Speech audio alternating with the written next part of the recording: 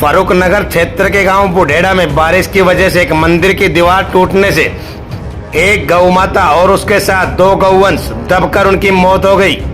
नमस्कार दोस्तों, मैं अनिल यादव और आप देख रहे हैं HHS हरियाणा न्यूज। आइए आपको देते हैं इसकी पूरी खबर। आज गांव बुढ़ेड़ा में बारिश की वजह से मंदिर की चार दीवारी मिट्टी के कटाव होने की वजह से दबाव की वजह से गिर गई। साथ ही खेत में रहने वाले एक परिवार ने एक गाय और दो गौवंश उसके साथ जो उस दीवार के नजदीक बांध रखे थे, उनकी मौके पर ही मृत्यु हो गई। हालांकि इस दौरान प्रशासन को सूचना मिलते ही प्रशासन मौके पर JCB लेकर पहुंचा और दबे हुए गौवंश को निकालकर डॉक्टर टीम को बुलाकर उसका पोस्टमार्टम करवाया और उसके बाद गौ माता को और दोनों गौवंश को मिट्टी दे दी गई। इस विषय में क्या कहते हैं गांव बुढ़ेड़ा के सरपंच, आइए सुनते हैं।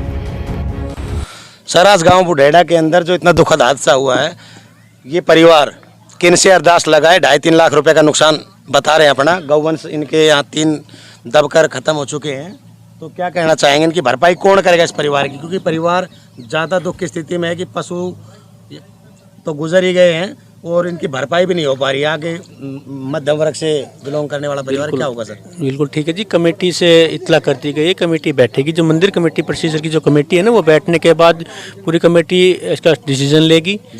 इनको भी बुलाया जाए कमेटी में, बैठने के बाद गांव समाज के लोग बैठेंगे, सारी बातें उनसे करी जाएगी। और इसके अलावा डॉक्टर्स की टीम भी बुला ली गई थी, उनका इनका पशुओं का पोस्टमार्टम भी करा दिया गया है। सरकार की तरफ से जो भी मदद होगी वो सरकारी तरफ से मदद कराने का हम पूरा सहयोग करेंगे। ये एक दुखद घटना थी, नहीं तो इसमें हमारी कोई बात थी या नहीं आपकी थी या किसी भी प्रकार की कोई नहीं थी। बारिश ज़्यादा मट्टी प्लेट मारने की वजह से ये दीवारें गिर गई। सर, परिवार वालों का कहना है कि मंदिर कमेटी से अब तक कोई व्यक्ति यहाँ पे ये भी कहने के लिए नहीं आया कि भाई जो हो गया उसकी भरपाई की जाएगी या नहीं की जाएगी। इतना बड़ा हादसा होने के बावजूद भी मंदिर परिसर से कोई व्यक्ति यहाँ पर नहीं। भाई साहब, ये उनको इतला नहीं की गई सर? ये सुबह जिनका खेत के मालिक हैं, ये रेंट पे रह रहे हैं, इन्होंने पट्टे पे ज़मीन ले रखी है। और जो मालिक थे, सुबह मेरी कल उनसे बात हुई थी, बारिश ज़्यादा होने के कारण नहीं तो JCB के काम हो पा रहे थे जी, और फिर डॉक्टर साहब बुलाने ज़रूरी थी जी। अब सुबह जैसे बारिश रुकी, हमने डॉक्टर साहब को बुलाया। हमारी भी ऐसी लगती है गड्डी से हमने डॉक्टर साहब को बुलाया। गड्डी से डॉक्टर साहब आने के बाद इन पशुओं का पोस्टमार्टम कराया। जो भी इनकी आर्थिक मदद होगी सरकार से, जो भी इन्होंने इंश्योरेंस करा रखा होगा, तो इनको आर्थिक रूप से वहाँ से मदद मिलेगी जी। तो हम भी चाहते हैं कि गरीब आदमी किसी का नुकसान ना हो और इनको मदद मिले।